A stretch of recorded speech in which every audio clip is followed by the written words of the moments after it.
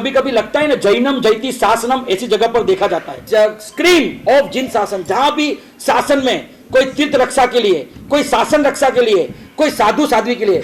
अभी आपने रिसेंटली एक सुना होगा, एक मौलिक पूना श्री जी महाराज साहेब पूना के से मुंबई की ओर विहार कर रहे थे। एक तो दिवाली बेन और दूसरे का नाम मैं भूल रहा हूं, शायद किसी को याद हो तो मुझे पता नहीं। दो श्राविकाओं ने क्या किया, बलिदान दे दिया। एक की पत्नी चली गई, बच्चे अनाथ हो गए, और दूसरे की तो पत्नी चली गई और बच्चे अनाथ हो गए। जिस उम्र में बच्चे को पाल पोस के समय देना था और प्राण की आहुति दे दी।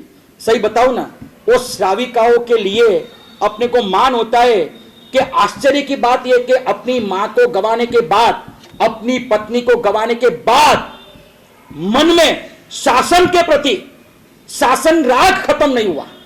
उसने बोला, मेरी पत्नी विहार सेवा कराते कराते, साध्वी जी की रक्षा करते करते मरी है, तो अब से मेरी पत्नी की जगह अब मैं विहार में जाऊंगा। यह कोई कम बलिदान नहीं है। हमारे जैसा होता तो बोलता घर में बैठ जा, कुछ नहीं करना है, अपने को संबंध की सेवा नहीं करनी है। यह जब देखता हूं ना, तब लगता है कि शासन राग इसको कहते हैं।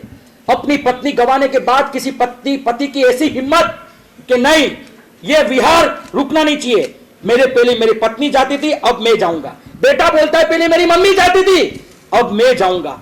कभी कभी लगता है ना, जैनम जयति शासनम ऐसी जगह पर देखा जाता है। प्राण की आहुति देके भी साधु साध्वी को बचाना।